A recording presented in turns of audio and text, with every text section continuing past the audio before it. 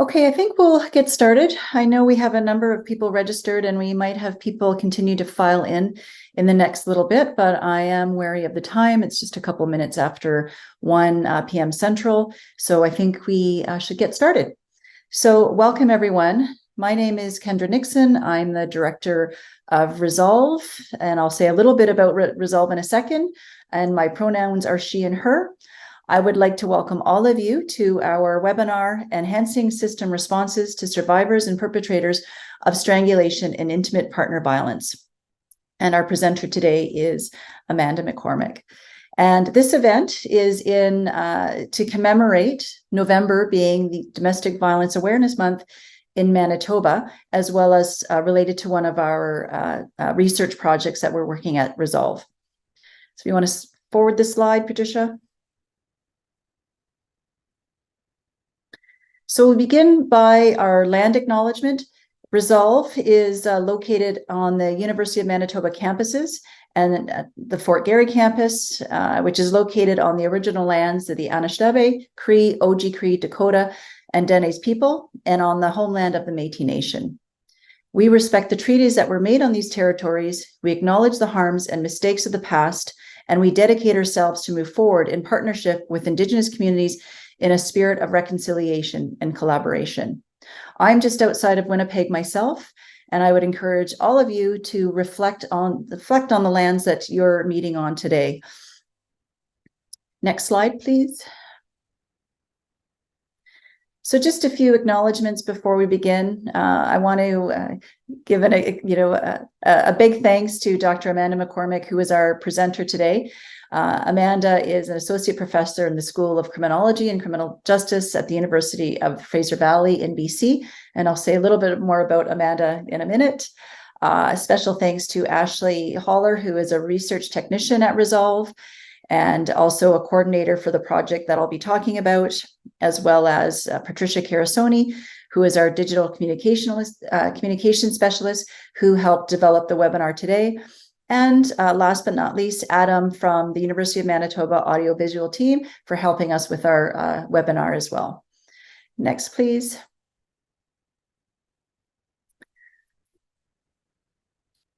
So I'll say a little bit about what's going to happen today. So we'll have Amanda present for about 50 to 60 minutes, and then we'll do Q&A. I'm not sure you can see on your end, but the webinar is recorded. We make that recording available for people who cannot attend, and that recording will be posted on the Resolve website as well as the project website, which I'll talk about in a second. All participants don't have access to their microphone, so those are automatically muted, as well as their video.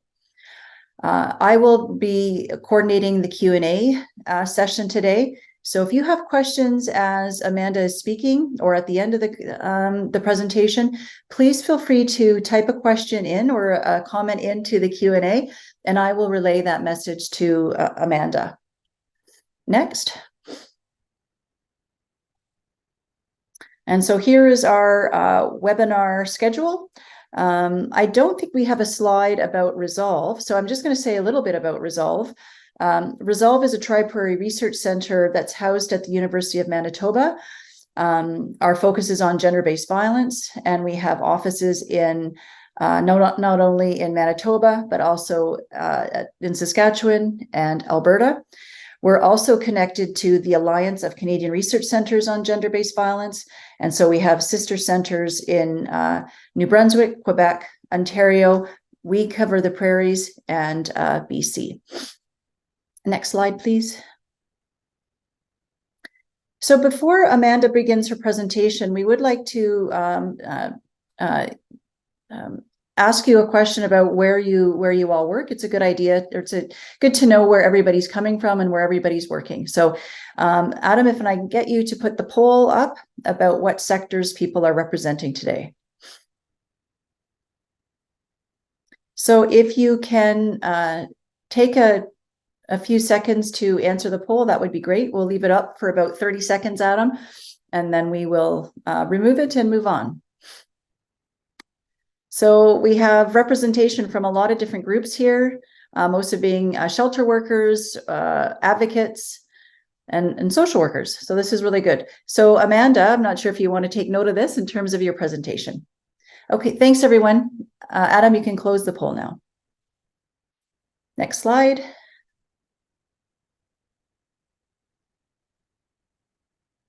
So just a bit of a warning in terms of the content. Obviously, the content may be disturbing for some individuals given the content. So we're talking about gender-based violence, specifically intimate partner violence and strangulation. So it is a topic that can be disturbing and difficult for people. So we have included a link. And if you find that you need support, please access the link to find resources near you. Next slide. Okay. I'm going to introduce Amanda in a minute, but sorry, I thought we had a slide on Resolve and the project. So before I begin, I just want to say a little bit about the project. So this project is, or this webinar relates to a project. It's our Community of Practice project. And it's about bringing to group a number of quote unquote experts working in the area of family violence and family law. And we consider experts to range from those with lived experience, including survivors, to those who work with survivors, so shelter workers, counselors, but also professionals in the area of family law.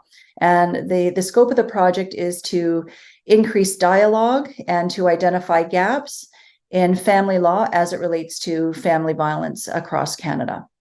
So with that, I am going to introduce Amanda, who will be speaking on our topic today.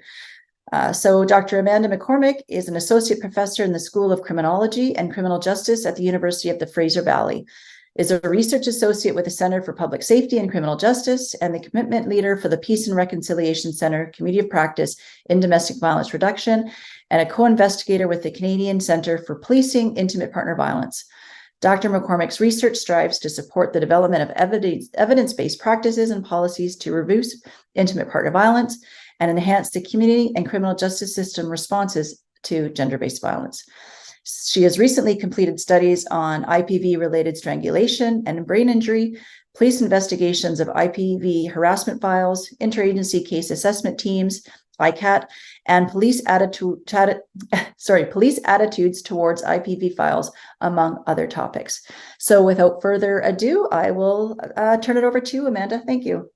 Okay, great. Thank you so much. So I'm just going to take a minute to get my slides up. Let's see. That one, and then we'll get that, whoops, going there. All right, so you should be able to see the slides there. So thank you so much for the introduction, and it's so fantastic to see so many people here that are interested in strangulation in relation to intimate partner violence. So as introduced, I'm from the University of the Fraser Valley. We're located about 45 minutes away from Vancouver, sort of to the east in British Columbia. So my university is located on the lands of traditional and unceded territory of the Stalo people. So this is a political affiliation of 11 different First Nations communities. In particular, the campus where I work is in Abbotsford, which is on the lands of the Matsqui and the Sumas people. So we are grateful for the opportunity to work on these lands. I do also just want to reiterate that this is a difficult topic that we will be talking about today with strangulation and intimate partner violence. So, you know, there is going to be some sensitive content that may be raised. You know, we're talking about missed opportunities for early interventions and support for people who may be suffering from some ongoing, you know, physical and mental health consequences of strangulation. I'm also going to be challenging a lot of the system responses currently and providing some suggestions. So it may raise some tense moments and some uncomfortable feelings. Just to reiterate, this presentation is being recorded. So if you need to just step away, you know, take some time, you can always come back to it later or step away for that portion of the talk if it is raising some uncomfortable feelings.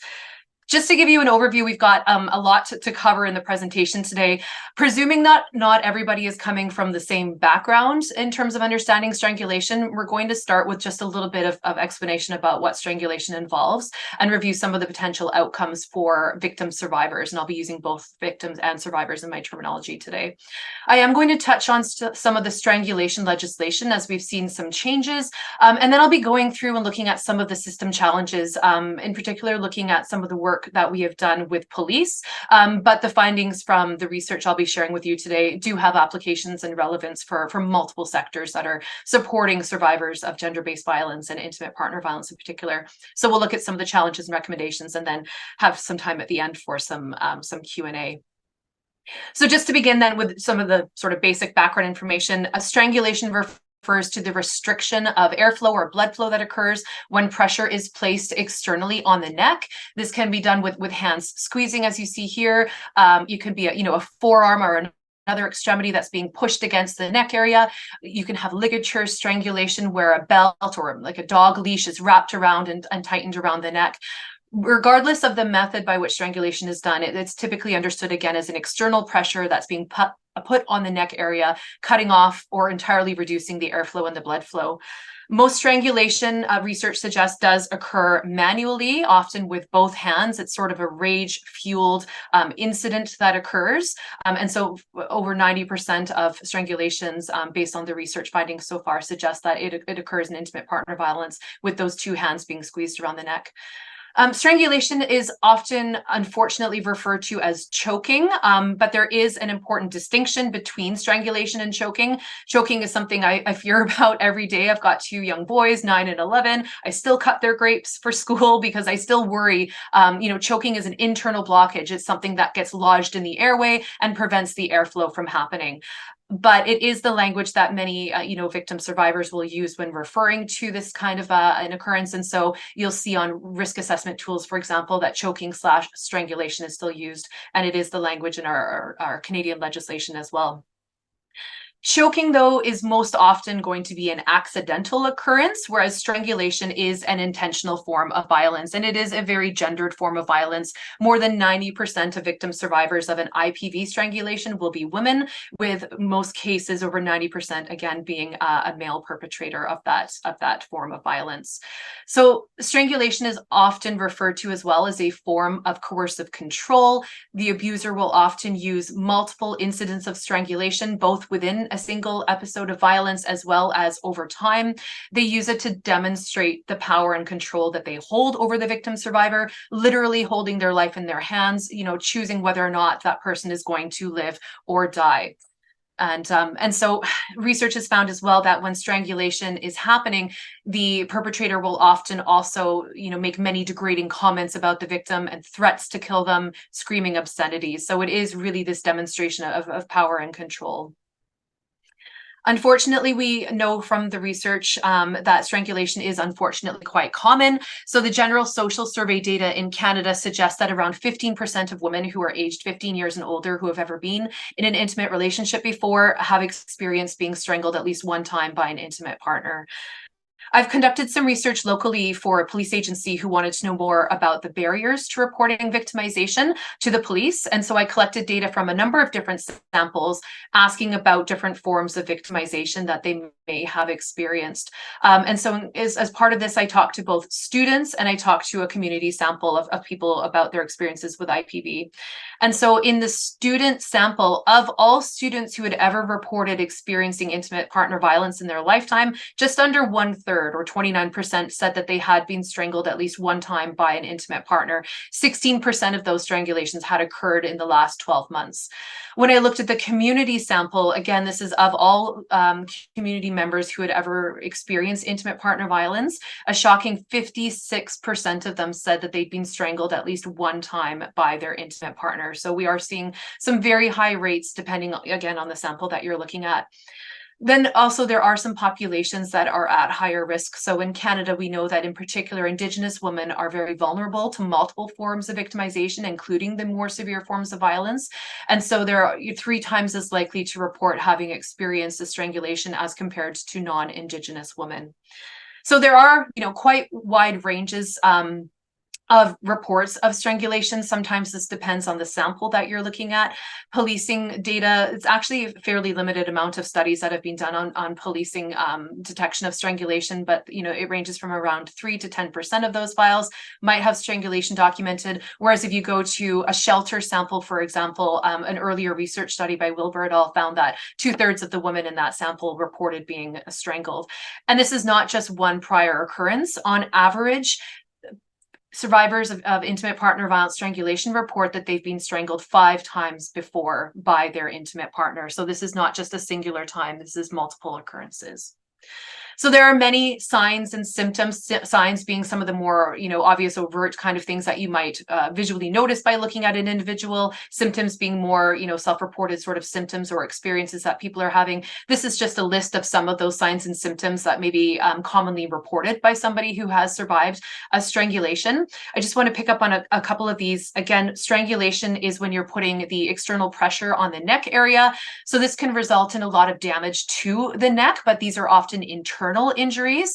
So, damage to the trachea, to the arteries, and to the veins that are all in the neck region. The pressure on the neck can result in anoxia, which is the complete deprivation of airflow, or hypoxia, which is the reduced airflow, and it can result in disrupted blood circulation as well through the impact to the arteries and the veins. So, for example, your carotid artery is carrying oxygenated blood from the heart up to the brain. So when there's pressure on the carotid artery, this can result in something known as a carotid dissection. No air is getting to the brain, and in fact, you can have a dissection, which can result in an increased risk for a stroke to happen. And victim survivors of this can lose consciousness actually within about 15 seconds of pressure being placed on the carotid. The jugular vein can also be impacted. This is where you have deoxygenated blood that is leaving the brain and coming back down to the heart. And so when there's pressure placed on the jugular, this can actually prevent the blood circulating back down, which can result in a lot of pressure building up, resulting in brain damage, potentially resulting as well in petechiae, which is where you have, the capillaries are breaking and you might see those little red spots in the face, neck, or in the eyes. And this is because of the pressure that's building up. And so with jugular compression, it's about 4 minutes before a person might lose consciousness. But either way, within seconds or minutes of losing consciousness or having that pressure placed on the neck, the victim survivor can experience any one of these internal injuries. So it's very quick for risk for brain injury and other kinds of physical impacts to happen. So in terms then of the potential outcomes of strangulation, we know from a seminal study that was conducted back in 2008, strangulation increases the risk that that individual would be murdered by that same perpetrator by more than 700%. So it is one of the best, if not the best, predictor of future lethality in intimate partner violence. So it's incredibly important that we are looking to see whether strangulation has occurred, that we are screening for this. And unfortunately, we are not doing a great job, as you'll see today. So this means that strangulation, I've seen it referred to as the last warning shot, or a homicide that's waiting to happen because of the huge risk that these individuals pose to the survivor of the initial strangulation. And of course, there are risks for both short-term health consequences as long as long-term health consequences. There's a number of studies, I've cited a few of them here. As I mentioned, the brain very quickly, once deprived of oxygen, does not function. It doesn't store oxygen. It needs a constant flow. So again, a strangulation within seconds can result in loss of consciousness occurring, and death can actually occur within minutes. There's research showing that over 90% of survivors of an intimate partner violence incident may have experienced a brain injury. A substantial proportion of this may be coming from the result of a strangulation. And of course, if we think, again, multiple incidents of strangulation happening, this increases the risks for these kinds of negative outcomes to happen. Strokes are a really scary one for survivors of intimate partner violence who've been strangled, because it's like something inside has happened that is not visible to outsiders, but actually there's dangerous activities happening within the body that increase the risk that a stroke may happen within days or weeks of the incident. So it may not initially be directly connected back to the strangulation, although we know through the research that this is a direct outcome of being strangled. So it takes very little pressure for these outcomes to occur. A standard male handshake is an average of about 90 pounds of pressure. It only takes 11 pounds of pressure for damage to occur to the carotid artery and 4.4 pounds of pressure for damage to occur to the jugular. This is continuous pressure being placed on the neck.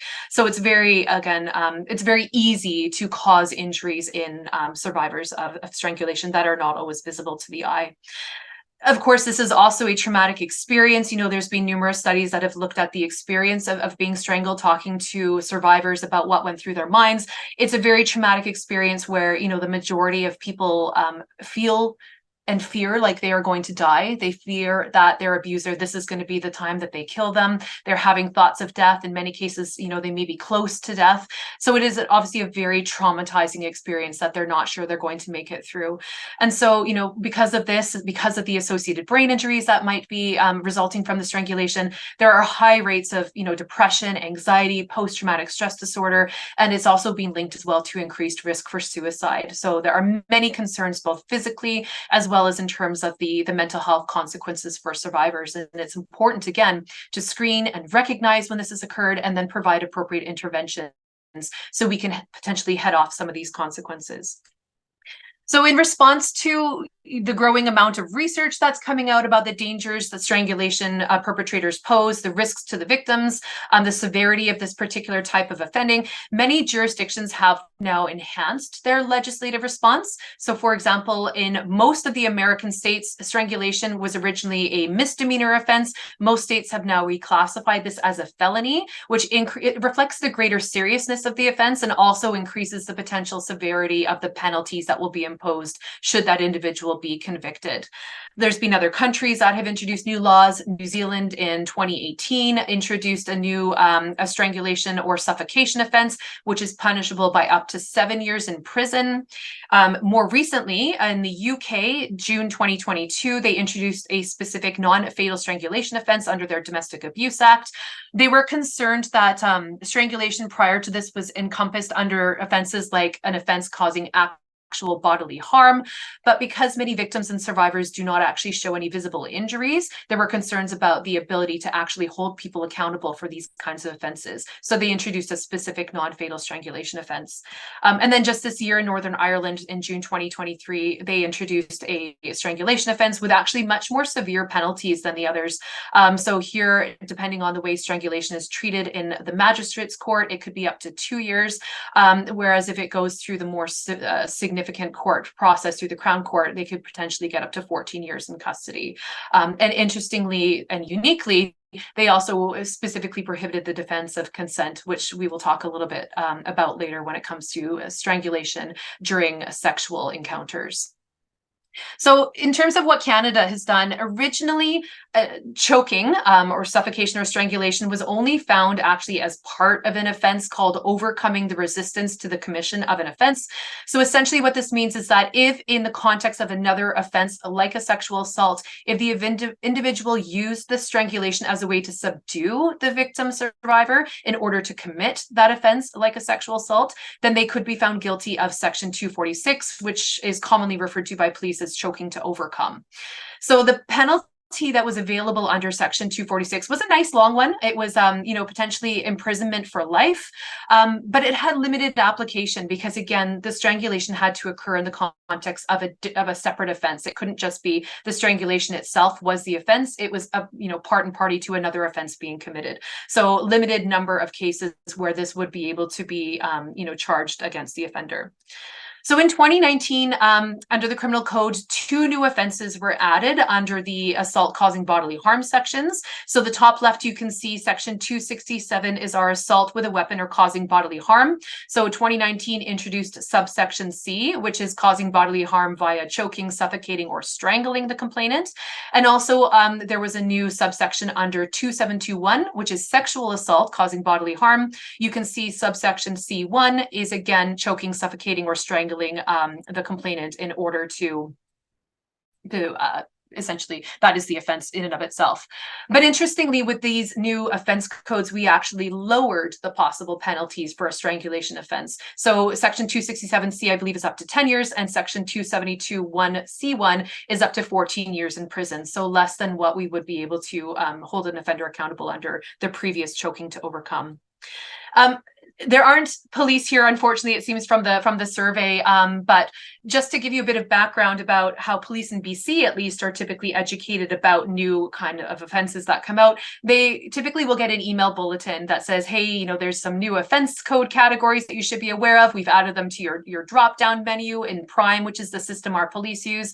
And so just be alert that there are these new offenses, and that's the extent it gives it a little bit more depth, but it's an email alert that they get. So there's typically not much more training, and this is going to become relevant with the data I'm going to share with you. So we do have increasing amounts of data regarding how common strangulation is, how dangerous it is, and legislation that in theory is recognizing this as a unique and serious form of violence. But all of this will depend on whether people are actually aware of this information from the service provider perspective, whether they're in a position where they know that they should be and how to screen for this, as well as in terms of what they can do to respond and support the victim survivors. So for the remainder of the presentation, I want to take you through some of the challenges that we're seeing in the criminal justice system, family law system, community programs as well, starting with the research that we've done with the police. So as frontline responders, police are often that first point of contact for a victim survivor of intimate partner violence. They're responding to the scene, they're stopping the violence from continuing or from escalating. And then in many jurisdictions, we expect the police, while they're at the scene, to do some basic risk review, which we do in BC, or risk assessment, which is done in other provinces, to try to figure out what happened and to look to identify what are the risks for re-victimization or potentially even lethality. So given that they are the first responders, given that they're specifically, supposed to be asking about these different risk factors, we would presume that strangulation is something that police would be able to detect. But there are some factors that complicate this. So the first critical piece of information to know is that, I showed you earlier that laundry list of some of the signs and symptoms of strangulation, but actually some of the research shows that a victim survivor will actually show no visible injuries that would indicate that a strangulation has occurred. So in one of the seminal pieces of work on this topic, Gail Strack with the Training Institute for Strangulation Prevention in the US, they conducted a study in the early 2000s where they reviewed 300 intimate partner violence files where strangulation had occurred. And of those 300 files, half of them showed no visible injuries, and another 35% showed really minor injuries that were too minor for photographs to occur. So, no visible evidence to support these charges in court that a strangulation has occurred. A couple of studies that have looked at strangulation detection by the police have concluded that when injuries are present, they do typically tend to be quite minor, and they're not either recognized by police, or if police do see them, they're not connected back as being, an indicator that a potential strangulation may have occurred. So, for example, victim survivors may have like marks on their chin from when they press down against the hands or the forearm against their throat. The perpetrator might have bite marks or scratches, more defensive injuries as the victim survivor is fighting back about it. But unless they're trained to pick up on these as signs of strangulation, they may not be something that the police are actually understanding to be a sign or symptom and connecting back to this occurrence. Adding to the complexity, many injuries don't actually show up immediately. So in the moments, police are often called to come and stop the violence. And so they may be looking and talking to the person, but those visible injuries might not actually occur for 24 to 48 hours before things like, bruises might be starting to show up. And so it's important police go back and re-interview, a day or two later, but that's not typical of many of the policies for police to actually go back and revisit. And then further complicating this, strangulation injuries, the visible ones are less visible on darker skin. So people who have more melanin in their skin. There was a really interesting study done by Patrick Brady with the Austin Police Department in Texas, where they found that women who are of African American descent, police documented significantly fewer visible injuries on these survivors of strangulation when compared to women who were white or Hispanic, who had lighter colored skin. So it's really important that police are not just trained to look to see what's on the face, what's on the neck, but that they understand the broader range of symptoms and signs. Things like, breathing difficulties, feeling dizzy, having a headache. These could all be indicative that a strangulation has occurred. So, given these issues, if there's no training for police about strangulation, it's likely that they're missing a significant number of occurrences. So there was a study that was done in Florida by Pritchard et al., where they looked at 600 intimate partner violence files that police had responded to, and they were looking to see what proportion of those files did police detect and record that strangulation has occurred. And then the researchers went and combed through those same files, and they looked for these other signs and symptoms like difficulty breathing, or the victim survivor saying, you know, he grabbed her around the neck. And so they looked to see where else there might have been strangulation, as you know, according to what the victim survivor shared, but the police didn't actually pick up on it. And so what they found is that police explicitly recorded that strangulation had occurred in about 12% of their files. So this is where the police recognized that strangulation had occurred and made a comment about that. But the researchers found another 17% of files where strangulation was likely to have been a factor that the police did not pick up on and further investigate or document. So this suggested that without training, there are a substantial number of files that that police are missing. And then again, the language was not appropriate, with a lot of them recording strangulation, choking, which is a completely different mechanism of injury. And there were often details about, you know, how the strangulation occurred, what was said during the strangulation, how it, you know, how it was done, how often it was done. These kinds of details were missing, which, as you'll see in a few minutes, leads to challenges with prosecuting these kinds of cases. So we did a study with officers in BC, knowing that they have very limited training on strangulation, at least at the time, but at the same time, our risk review template that police go through does include strangulation. Police are expected to ask about it. And so we wanted to know, you know, are they understanding why they're asking about this? So we collected data with a sample of 75 frontline RCMP officers who handle the bulk of all IPV calls from start to finish. It was in a detachment in a larger sort of urban city. We were asking through our surveys, do they understand that strangulation is a significant risk factor for severe or even lethal victimization? We wanted to get a sense of how common they thought it was. And then we also wanted to know, do they understand the importance of that medical connection for the survivor? So are they, under what situations are they recommending that the victim survivor be referred for a medical exam?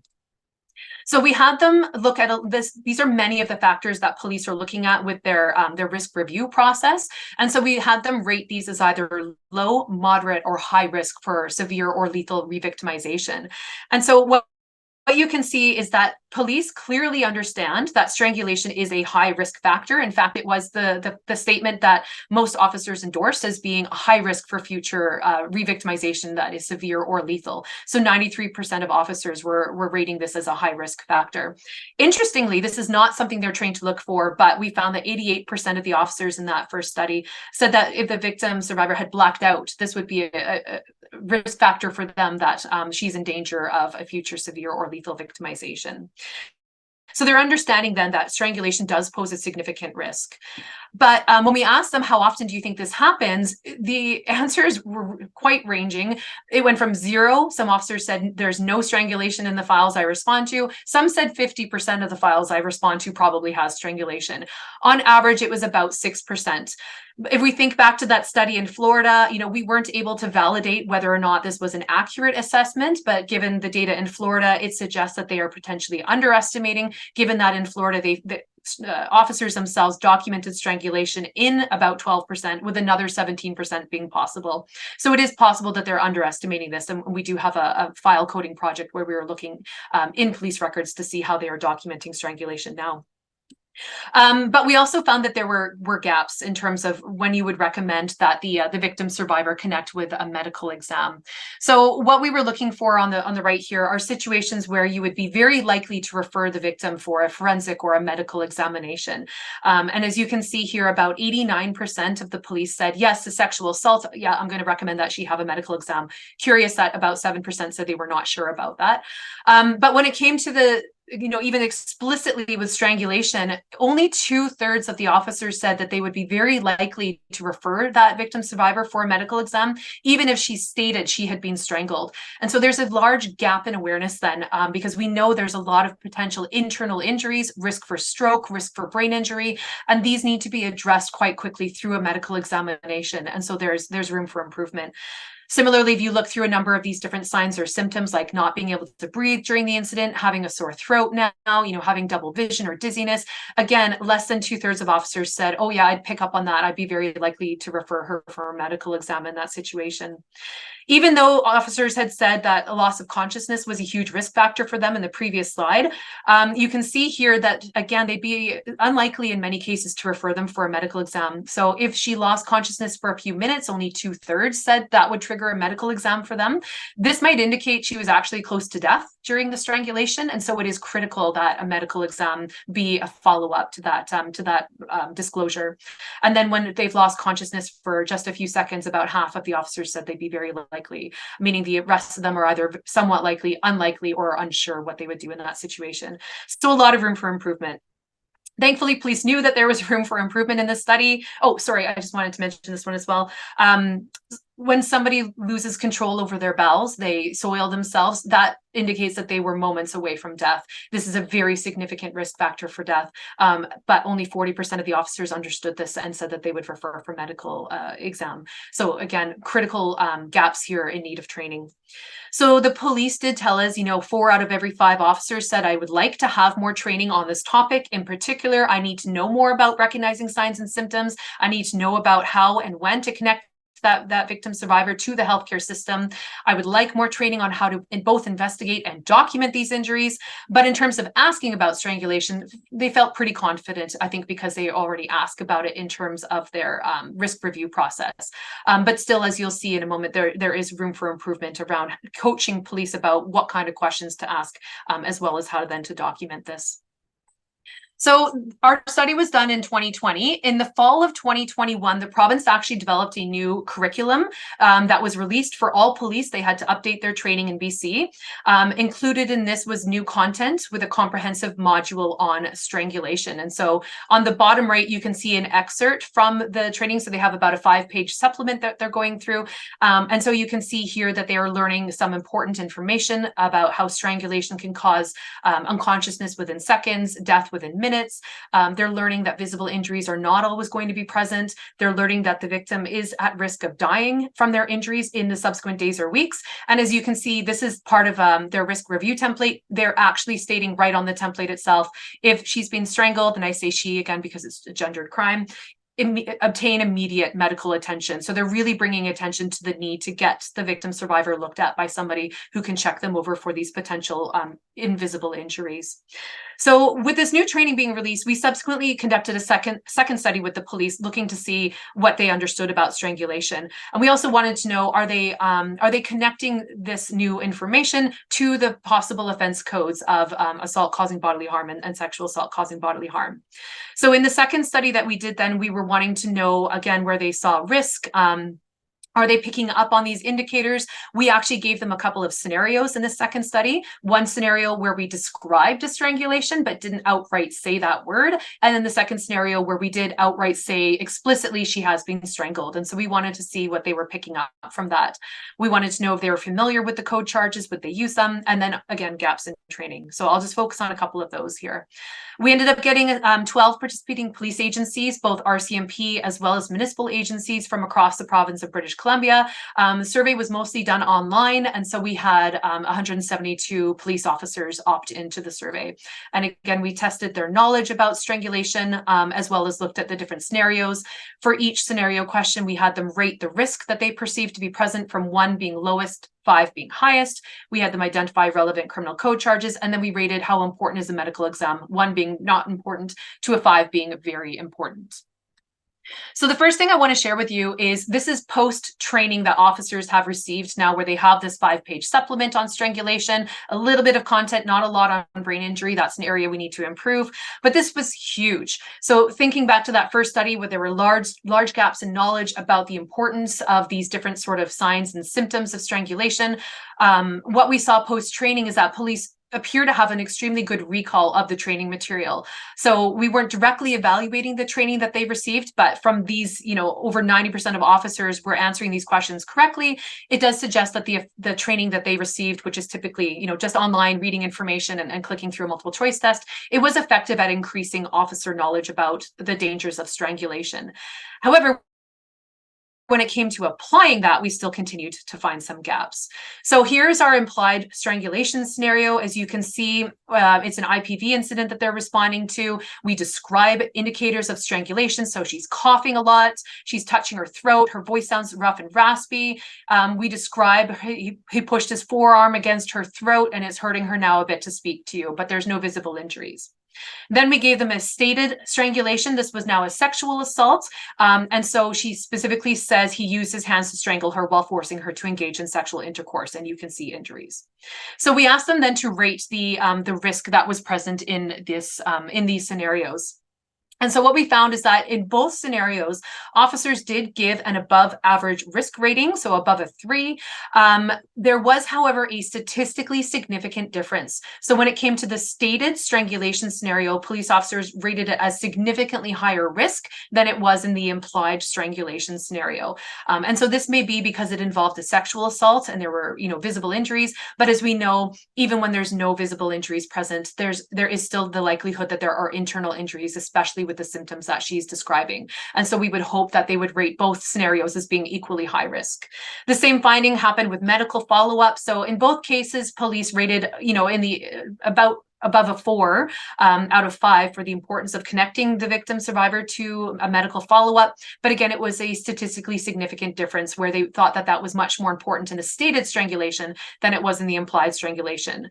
So it's suggesting that officers know more about strangulation, but are not still necessarily picking up on it when it is sort of described to them, but not outright admitted that a strangulation occurred.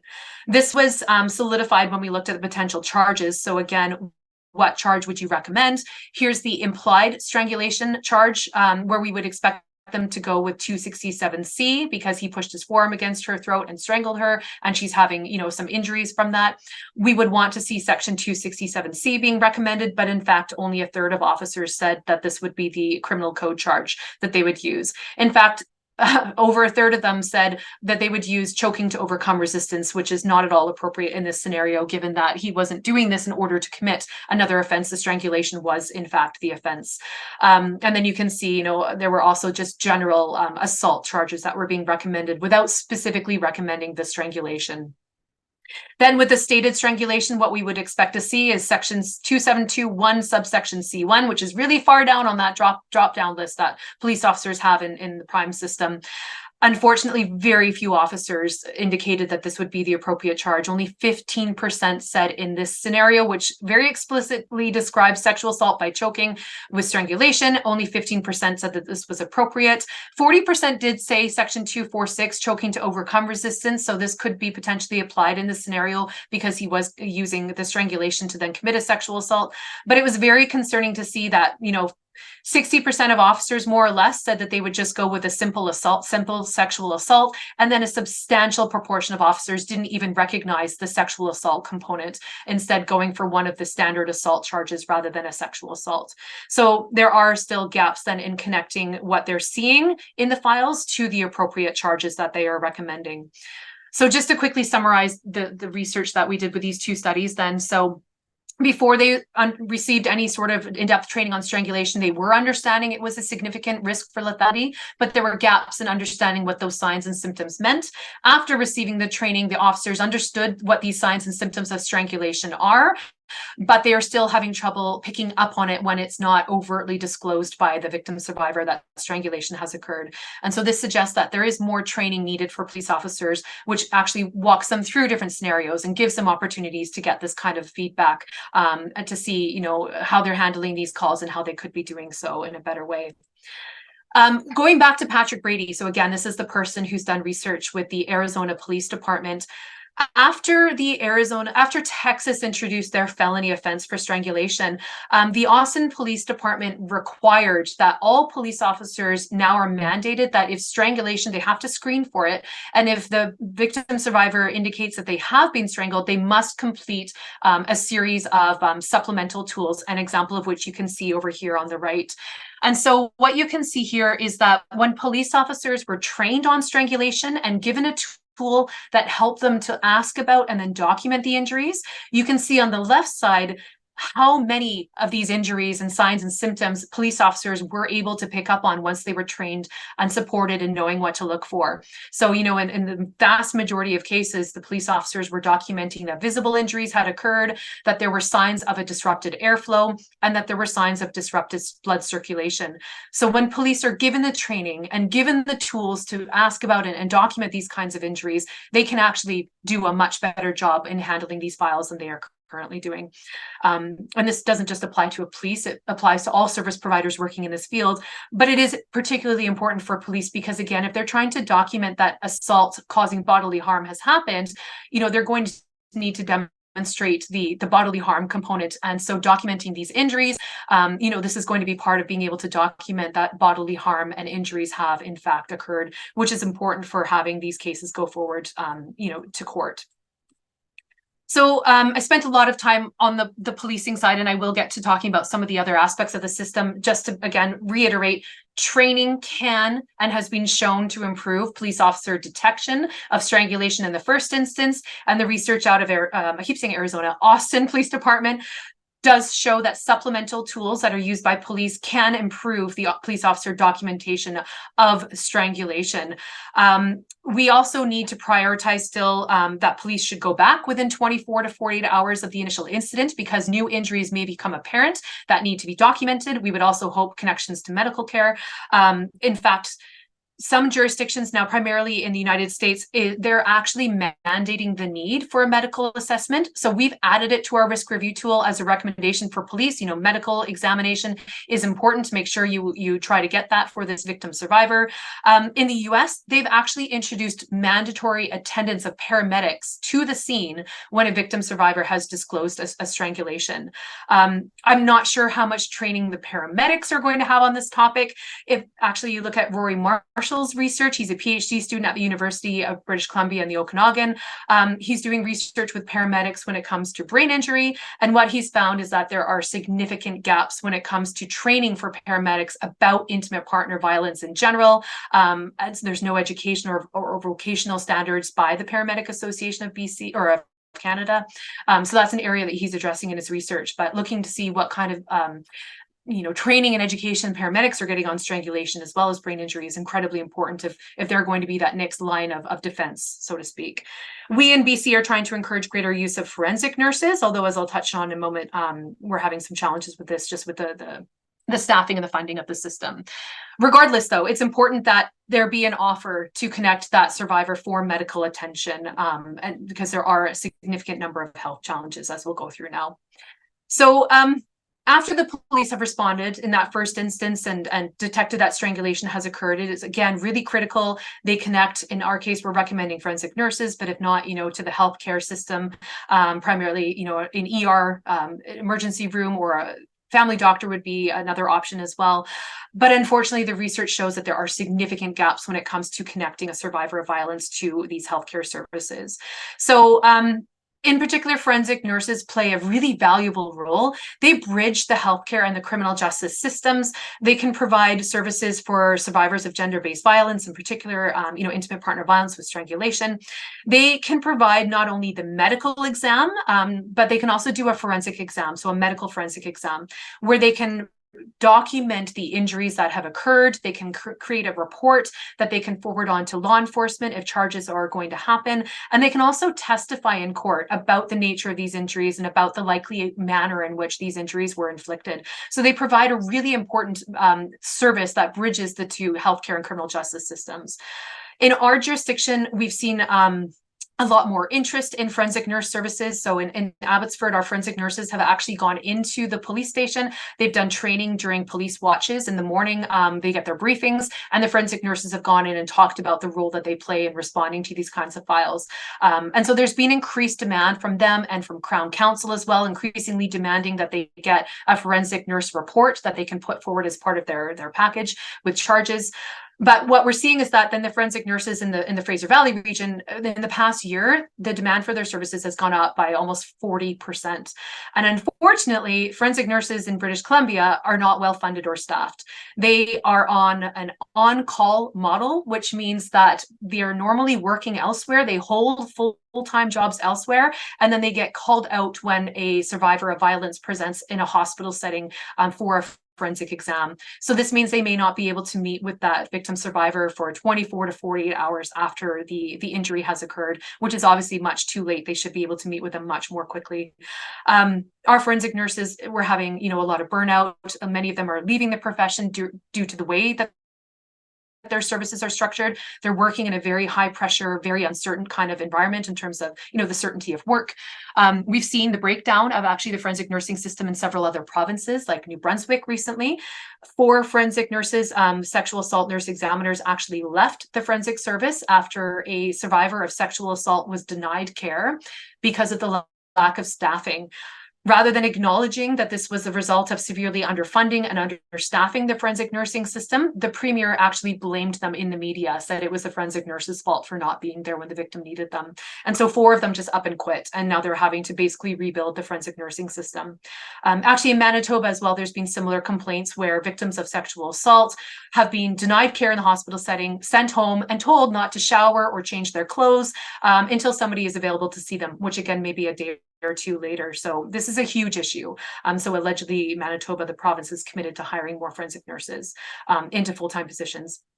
We've not seen yet the same response in BC. Our forensic nurses in the Fraser Valley are currently doing a pilot project where they're going to be able to staff a forensic nurse in the hospital room from 10 to 4, but it's not permanent funding. It's not guaranteed to continue. So this is a huge gap for us. So when the forensic nurses aren't available, the hospital setting is going to be another option to recommend for the victim survivor to go and access that healthcare to get important interventions like a CT scan, for example, that will show whether there's these internal injuries. But there's been plenty of research that has looked at the barriers to accessing healthcare. And of course, there are numerous reasons why a victim survivor of interpersonal violence is not going to be comfortable going to the healthcare setting. So we've talked to service providers in the Fraser Valley. They find that only sometimes will the victim survivor be willing or able to go to the hospital. They're fearing that the offender will find out about this and that they will harm them for going to talk to somebody. They're fearful that family members will find out and they feel that sense of shame and embarrassment that this has happened to them. The wait times are astronomical. They might be spending 10 to 12 hours waiting in the ER for somebody to be able to see them. And of course, many of these survivors of strangulation, they are caregivers for young children. And the ER is not an appropriate place for them to be looking after their kids, especially if they have suffered a brain injury or strangulation and they're now trying to keep their kids calm and quiet in an emergency setting for 10 to 12 hours. There's also a huge barrier in the fact that many survivors of a strangulation just don't understand how dangerous this is. Many of them, again, have had prior strangulations. It's an average of 5 strangulations that they've experienced in their relationship. And so they've survived it before. They've gone through this before and they perceive, I've made it through before, I'll make it through again. And so they're not understanding that there are these potential internal injuries that are potentially leading to a stroke in the future or a heart attack or a brain injury, and all, of course, the mental health consequences that follow. So huge gaps there. Even if we do overcome those gaps and the survivor does go to the healthcare system, unfortunately, there are huge gaps there as well when it comes to actually service provider knowledge in the importance of screening for and running appropriate tests with a survivor of strangulation. So in a recent study that was conducted in New Zealand, King et al. Collected data from 660 female survivors of intimate partner violence who had gone to the hospital setting to receive care. Half of the women did report that they had been strangled, and over a third of them had lost consciousness.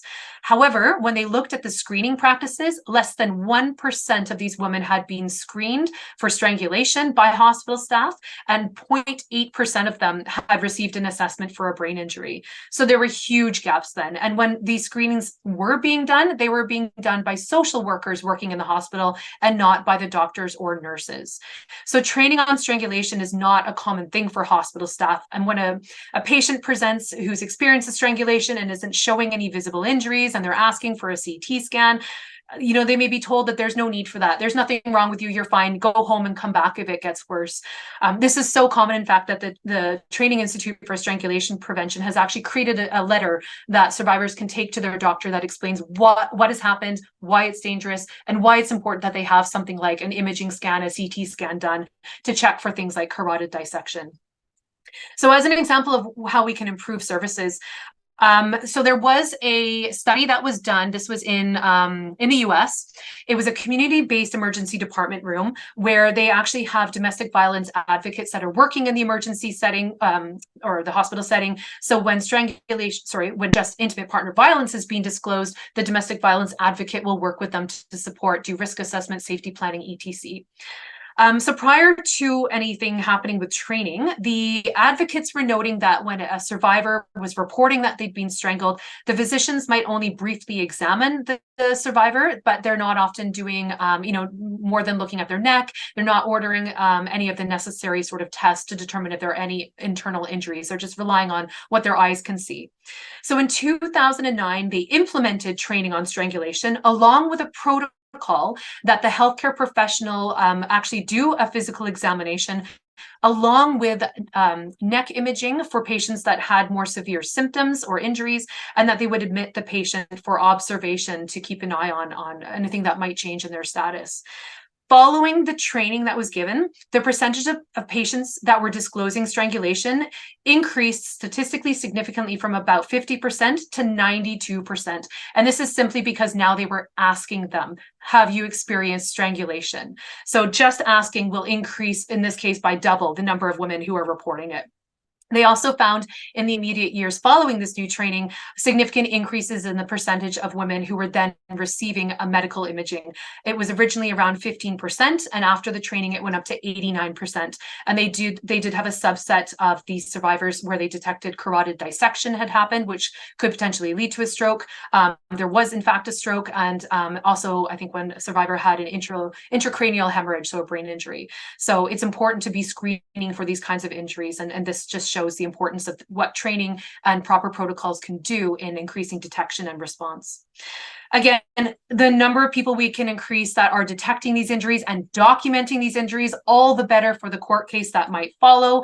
This is really important for Crown Counsel to be able to move forward with charges around strangulation and to be able to prove the elements of the offense in court. In the UK, as I mentioned, they just introduced their strangulation training or their strangulation offense code in 2022.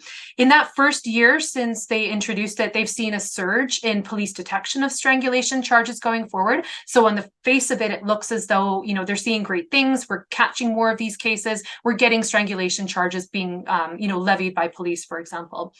However, what they are also seeing is that many, in fact, the majority of these strangulation charges appear to be dropped before they get to court or before there is a conviction happening. Of course, victim-survivor recantation is an important aspect of this, but what they are seeing in the data is that a majority of these files are being dropped because of a lack of supporting evidence. Police in the UK commonly use the DASH risk assessment tool, which is sort of they're going through no yes questions, like have you been strangled? And they're not documenting using any further supplements about what kind of injuries have occurred. So it's really not providing the available evidence to be able to support those charges going forward. Similarly, in the Florida study I mentioned earlier by Pritchard et al. So Rechtenwald looked at the sample of data where, in the files where the police had actually explicitly documented strangulation. And what they found is that in over 60% of those files where strangulation was explicitly documented, it did not result in a charge going forward. Again, because there was a lack of probable cause to support the charge, or the prosecutor determined there wasn't a viable case for prosecution. So in the end, it was about less than 5% of all these files ended up getting a felony conviction. So there's huge attrition happening between when police are detecting it and when we're getting to court. So again, those convictions for assault causing bodily harm may require evidence that the perpetrator impeded the blood circulation and or the airflow of the victim survivor. So this is another example of the Austin Police Department data that they're collecting. Again, it's really important that we train Crown Counsel to understand the importance of this information so that they ask for it in their files. When they get a file being referred by, in our case, police will refer their report to Crown Counsel. It's important that the Crown ask them for this documentation. What injuries did you document? How did it occur? What was said during the offense? Because all of this will go forward to supporting charges for assault causing bodily harm or sexual assault causing bodily harm. Unfortunately, at the court outcome, when it does get that far, we're still seeing some significant issues when it comes to the courts understanding the significance of strangulation. Actually, there was a case in Canada, in RV Lemon, all the way back in 2012, where it was established that strangling somebody endangers that person's life. And so it would be difficult to reconcile this knowledge with a non-penitentiary sentence. But when we look at some of the files where strangulation has reached the point of conviction, this precedent is not really being reflected in what we're seeing. So this first one is actually a case that Kendra put me onto, Lockhart. It was a 2017 case in Newfoundland and Labrador involving an off-duty RCMP officer who strangled his girlfriend when he didn't want her to go out. I think it was a bachelorette party. He didn't want her to go out with friends, and so he strangled her. The constable, Cameron Lockhart, he was sentenced to 14 days of house arrest after being found guilty of an assault. There's numerous reasons for why this decision ended up being criticized. On the right here, you can see the judge's interpretation of the crime. She didn't see it as a significant issue because it just happened briefly, right? She's deciding it only happened for a brief period and that the woman wasn't injured, despite the fact it was noted that the woman could not breathe during the strangulation, specifically saying she was unable to breathe. So, this decision really reflects a lack of appreciation for just how quickly somebody can be permanently injured or even killed from strangulation. It reflects a lack of knowledge that many of the injuries are going to be internal and not visible. There was a significant lack of appreciation for the trauma that this victim survivor went through. And of course, a lack of appreciation for the fact that strangulation is the best predictor of a future homicide. So a lot went wrong in this case. But again, this was 6 years ago, so things should be better now. We have better legislation that specifically relates to strangulation. We should see better outcomes, but we are not. So here's a more recent case that happened in the BC Supreme Court. So this is in 2022. In this case, the accused sexually assaulted his former intimate partner, and also he pushed his forearm against her throat, strangling her non-fatally. She experienced neck pain and difficulty speaking the next day, which all of us now know are indicative of the fact that she has experienced some internal injuries resulting from the strangulation. He was convicted of sexual assault as well as Section 246, the choking to overcome resistance. Again, max penalty for choking to overcome is life in prison. However, the Crown Counsel in this file submitted that a 6-month sentence would be appropriate, given that the victim did not lose consciousness.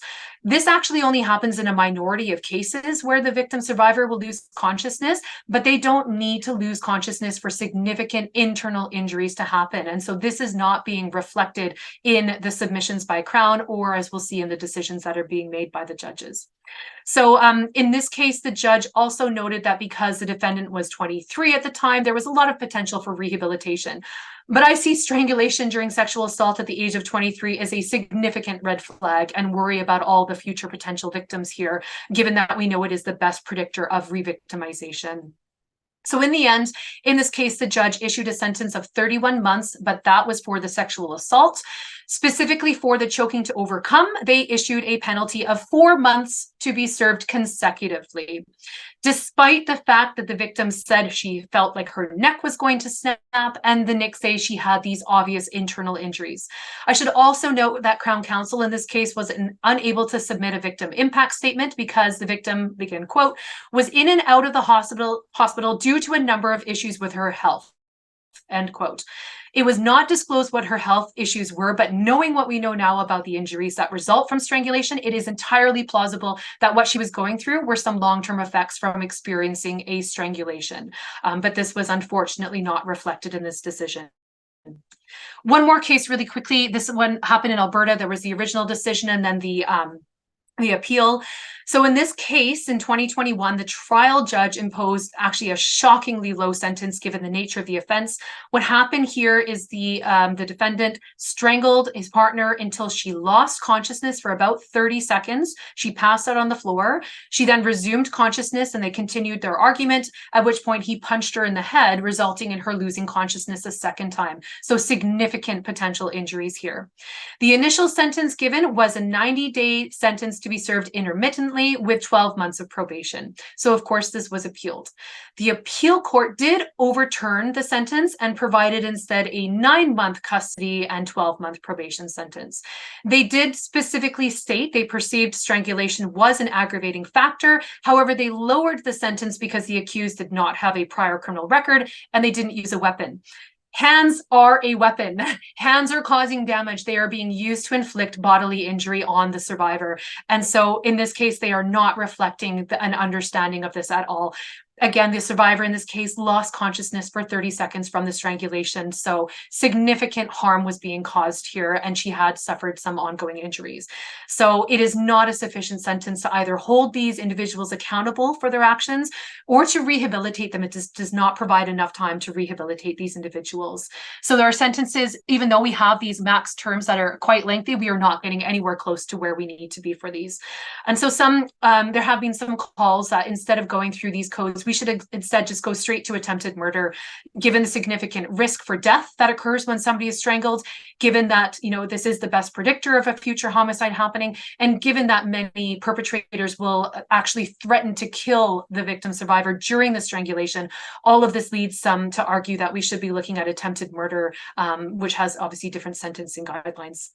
At the very least, it speaks directly to the need for more training and education for judges as well as justices for the peace who are making bail decisions, for example, because they are reflecting in paper that they understand strangulation is a significant risk factor, but it is not coming through in the decisions and the sentences that we're seeing. I think we also need to know more about the perpetrator themselves to demonstrate why this is such a high-risk population. I mentioned earlier, strangulation is a form of coercive control. The abuser is using strangulation to demonstrate the power and control that he is having over that person. And so you can see that very effectively, excuse me, in this quote here. This is from Cassandra Wiener's book, Coercive Control in the Criminal Law. It's an excellent book. This was an excerpt from an independent domestic violence abuse advisor who had worked with a survivor who, shortly after getting married to this person who had never abused her before, while they were on her honeymoon, they got in an argument. He grabbed a towel and he strangled her horrifically with it to the point where she almost died. He never strangled her again, which is quite unusual. But in this case, you can really see the power and control coming through, because anytime they had a disagreement in the future, he would go and he would get a towel from the bathroom and he would put it on the table. And that would be it. She would immediately comply with whatever his demands were, because she, you know, she's going through that trauma reaction and fearing what he's going to do to her should she not comply. So this is very overtly a demonstration of power and control. There's also been research that has examined what triggers strangulation. So, you know, they're using it quite frequently, but what triggers that to happen in these relationships? So jealousy is obviously a trigger, but really these people are extremely reactive individuals. So the simplest things could set them off. And it really demonstrates how survivors are really walking on eggshells around these individuals, because the slightest thing could set them off. So looking at Brady's research again in Texas, here's some of the statements that they coded from their files. In one instance, the victim wanted a BLT, a sandwich, and the suspect got upset, called her a self-righteous bitch, and attacked her, strangling her. In another case, the offender threatened the victim. He wanted her to get in the car so they could go to the grocery store, and she didn't want to go, so he strangled her. And in a third case, the victim was moving around a lot while he was trying to sleep, and so he strangled her. So these are really overreactions to what are very simple sort of triggers for most of us. The same thing in the report, A Fresh Breath, by the nonprofit center, Women at the Center Institute in Canada. They reported very similar statements where the woman was strangled by her partner for very, you know, what would in many cases be insignificant issues. In one example, he wanted to have sex with the woman within 24 hours of her giving birth. And so she said, no, I'm not interested. And he strangled her. So these are really reactive, really angry individuals. And a lot of the strangulation, again, two hands, rage motivated forms of violence where the woman is being strangled multiple times while also being threatened with death and called derogatory names. It's a really horrific experience to go through.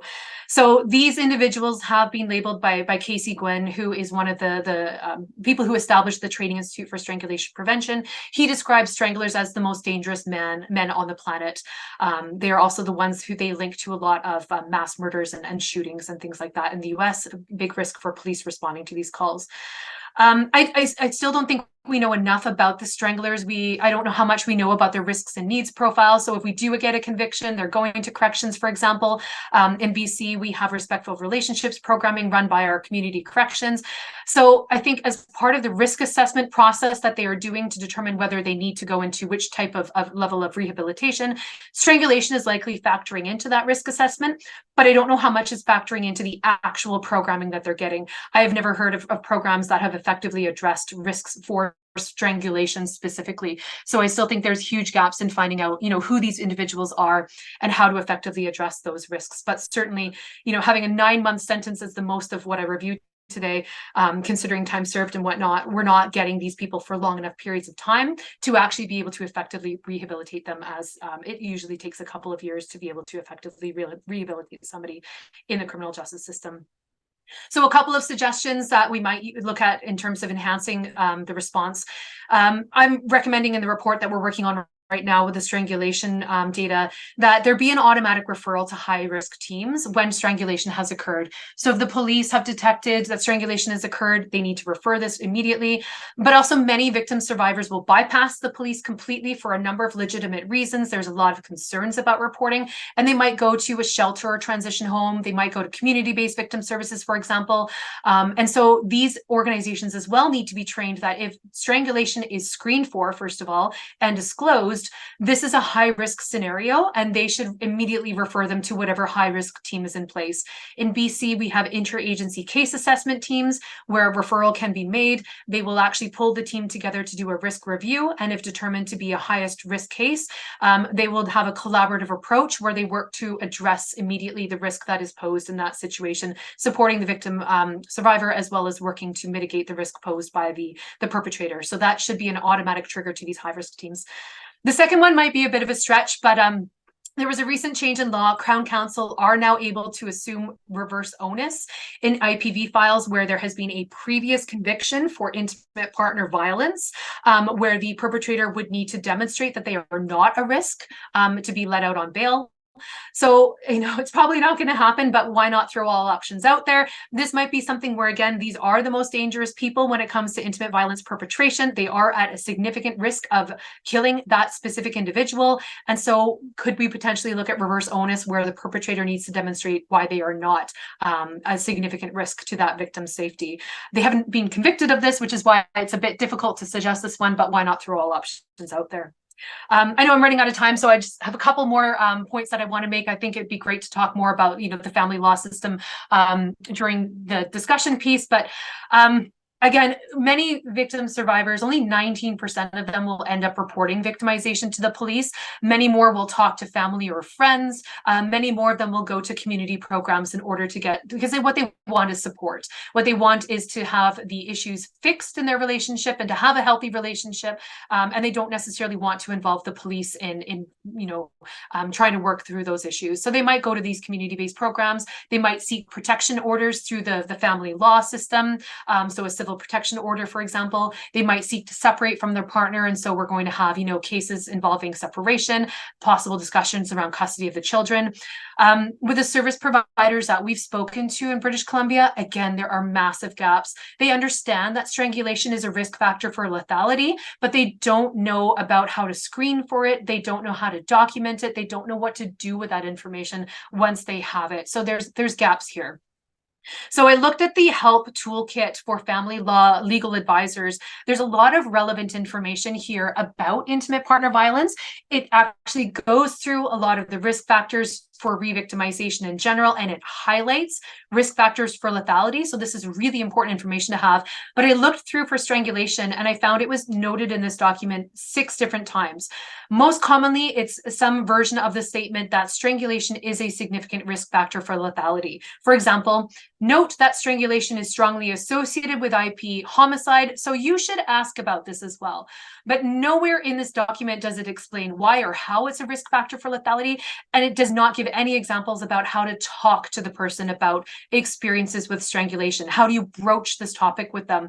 If they disclose strangulation, how do you follow up and ask for more information? How do you document that? What do you do? There's no, recommendations to immediately connect them with, a medical exam if this is something that has recently happened. So there's much more room for training than in this system as well. I'm curious to know as well how often civil protection orders are being immediately recommended once strangulation has been disclosed. And I'm curious as well about what family law advocates understand about the relationship, in particular between strangulation and coercive control, because I think there's a lot more training happening about coercive control, particularly in the family court system, but there are massive gaps there with strangulation, which, as we've seen, plays a very important role in coercive control. We are also seeing scenarios where the abuser is using strangulation against the victim. So she may not show any visible injuries, but he might show injuries on his face or his forearm where she is scratched at him or bit him or, you know, pushed at him in his private area to try to get him off of her. He might actually be the one presenting with injuries. So it's important police are trained to look for this. But the abuser, because they are coercive, controlling, and very manipulative, might use this to demonstrate that she was the aggressive party. She is the one who is a danger to the children. She shouldn't get time. You know, we should take custody away from her because I'm not the abuser. She is the abuser. And so there's a lot of potential then for this information to be manipulated, particularly if those injuries have not been documented by police or anybody else who was involved. So it's really critical, again, that we go through this information and we document what happened, how it happened, what was said during the incident, and what were all the various injuries that the survivor has sustained. A last sort of food for thought to leave you with. This is unfortunately a problem that is not going away, especially when we see media coverage like this in Men's Health, where the headline is why some people are turned on by choking during sex. Oh, and how to do it safely. This is a really scary headline to see. And unfortunately, there's been numerous studies that have been done that is showing that this is a growing issue, particularly amongst youth and young adults, where there are more and more of them that are engaging in so-called consensual strangulation during sex. And so this is concerning, not only because they're engaging in this so early on in life, and so, you know, this is setting their baseline for what to expect going forward with their sexual career, but it's also just frightening to think about. You know, research has looked to see what do these consensual strangulations involve? What were you explained in terms of the potential harms and outcomes? Did you know the potential injuries that might happen? Do you know how quickly you can lose consciousness? And most of those who consent to strangulation during sex have no idea about any of these potential outcomes. And so they're not actually giving informed consent, even though, you know, in practice, consensual strangulation is something that people talk about. So there is a debate then about whether people can legally consent to being strangled. Again, I would argue they cannot because they're not giving informed consent. We can think about how very quickly they can lose consciousness, at which point consent, you know, is ongoing. As soon as you lose consciousness, you can no longer give consent. At that point, it might become, you know, sexual assault causing bodily harm. But I don't think this is played out in the courts yet. There's still debate from what I've heard amongst Crown Counsel that this is kind of a risky area to move forward with. So more research is needed, but critically, what we need to address this going forward is early education and prevention. We need to be talking about this in schools. We need to help youth and young adults understand the risks that this poses, because there's clearly a lack of awareness about the potential injuries that might happen from strangulation and the risk that it poses to those survivors going forward in terms of the physical health, as well as the mental health consequences. So, you know, in summary, I've raised a lot of issues today. There are a lot of challenges. I'm happy to see, again, that there are so many people here today that are caring about this issue, because it is the education and the awareness that is going to start moving us forward. Once we have more people understanding why and how it's important to screen for strangulation, we're going to start getting better data. We're going to start getting better recognition of what needs to happen to respond to these individuals, what needs to happen to support them in terms of health outcomes going forward. And ideally, we will also start to see this recognized in the court system where, you know, survivors of strangulation, there's better recognition for the trauma that they've gone through, better recognition about the danger that these individuals pose, not only to the victim survivor, but also potentially to extended family members, children, for example. And so we're moving the meter forward, but there's still a lot of challenges to address. So I'll just put my contact information up here for a minute. I'll take this down in a moment, but we've got our Q&A portion now. Oh my gosh, I went way over, so we only have a few minutes. But hopefully there's opportunities to have a few questions and answers. And of course, if there's any follow-up, please just email me. I'm happy to send you any of the information or engage in discussion outside of today. So thank you. Wonderful, Amanda. Thank you so much. I mean, your discussion was so comprehensive. You talked about, what strangulation is, what it isn't, talked about choking, risk assessment, that kind of thing. And you walked us through the issues of many sectors, right, that work in the area of gender-based violence. So thank you so much. I'm just delighted that you were able to present for us today. So we have about 10 minutes for question. Lots of questions here in the Q&A. First of all, a comment. This is fabulous information.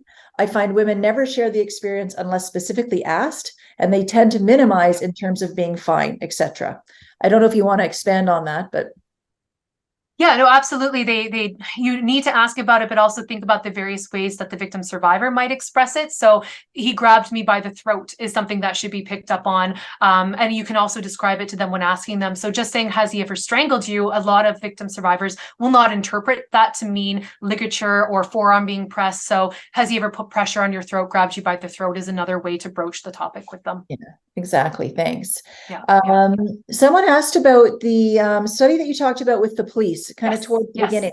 Have those results been published, and how can people get the reference?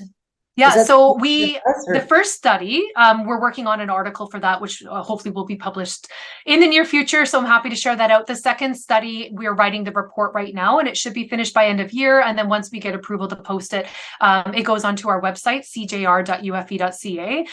But what I'll do is once that report is releasable, I will send it to you and we can circulate that out with the group so that they can have that information. Okay, great. Moving on, you mentioned that strangulation significantly and substantially increases the risk for a lethal outcome. Where are the gaps, deficits that need to be plugged in terms of risk assessments? Okay. You identified quite a few in different areas. Yeah, well, I think first of all, we need to know how consistently strangulation is factoring in. I did a review for the BC government looking at risk assessment tools to make sure that to understand what was being asked, what were some of the consistent factors. So from the policing perspective, this is a major factor that most risk assessment tools will be looking at, although how they ask about it, how they document it is very, very different. As I discussed, what they're doing in Austin is very different than what we're doing here in BC, where police are encouraged to ask about strangulation, encouraged to ask about how often it's happened, encouraged to ask about how it's happened, but don't have that supplemental guide to collect much more detailed information. So there's room for improvement there, but also risk assessment is not just done by police. It's also done by corrections. It's done by, in some cases, victim services. There's other opportunities there to look at the tools that are being used. I actually attended a session yesterday. There's a new tool that's being developed called the RISA, R-I-S-A. It's being developed by the Barbara Schleifer Commemorative Clinic back east. They're just pre-testing the tool now, but it's designed to be used by service providers who are working with survivors of gender-based violence. Strangulation is on there as well, but again, as one standard question, no follow-up. So I think the gaps that we have are understanding strangulation as a whole is significantly increasing the risk, but we need to know much more about the experiences that victim survivors are going through and understanding more about who are those perpetrators that do go on to commit further strangulations. So I don't know if that answered the question, but hopefully. No, I think it did. And just to say, you talked about the help toolkit, you talked about RIA that was designed by the Barbara Schleifer Clinic.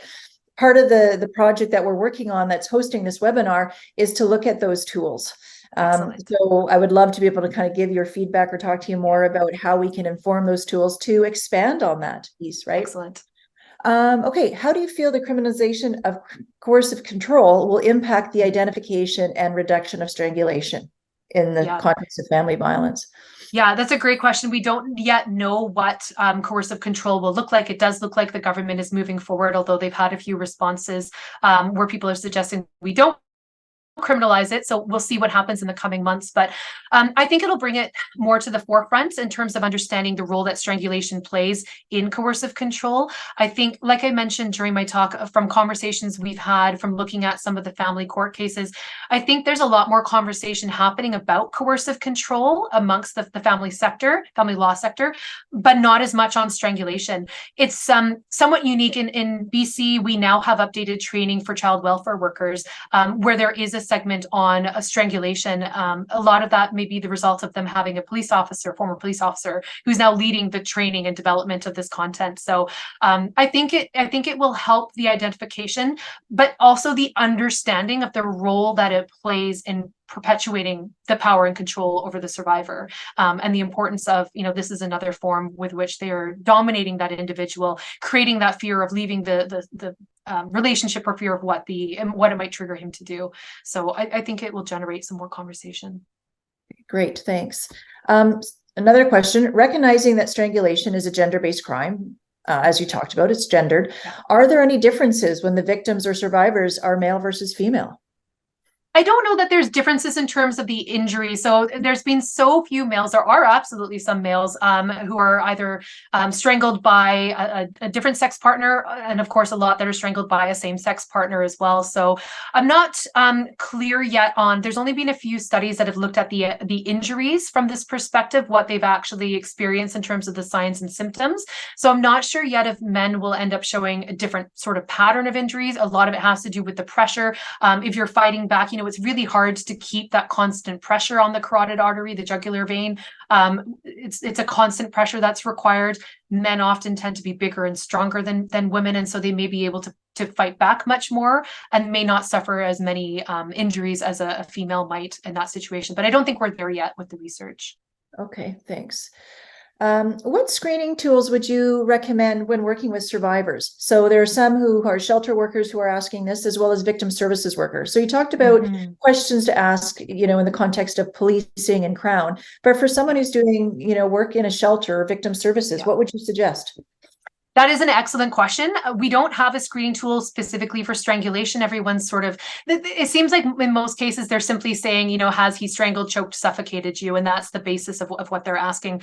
We don't have tools like the HELPS tool for brain injury, which is like 5 questions that you ask to, screen somebody in as a survivor of a brain injury. We don't have that for strangulation. But I think what a lot of service providers end up going to is the danger assessment created by Jackie Campbell. It is a tool that is designed to be very quick and easy to use. It does contain strangulation, and they've actually flagged it like we have in BC. It is what we would call a dynamite factor. So on tools like the danger assessment or the lethality assessment protocol used a lot in the US, if strangulation is endorsed, that is one of the items that will trigger a protocol where in this case, it would require a call to victim services so that they can immediately safety plan with that individual and reduce the risk that they're facing. So I would look at tools like the danger assessment and lethality assessment. Okay, great, thanks. In your opinion, should survivors who disclose strangulation always be referred to seek medical attention, even if they didn't when the strangulation occurred? So historical episodes of strangulation.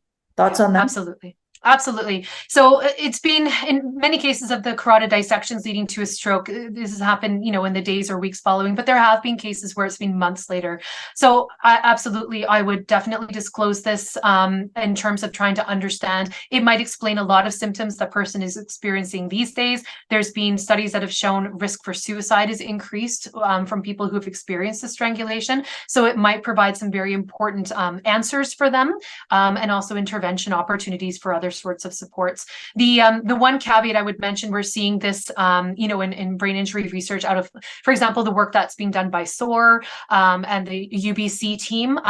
They've done, I think it was Quinn Boyle did a study looking at brain injury and the potential ethical legal implications of disclosing a brain injury as a survivor of violence, knowing how it might impact your physical skills, your mental health capabilities, and how that can be weaponized against a survivor of violence in the family court system, where, he might argue against her capacity to parent. So just keep that in the back of your mind. On the ABI website, there is a resource there that is really good that encourages you to actually go through with your survivor. First of all, are there any reasons why we shouldn't talk about this? That, are you currently going through a family court case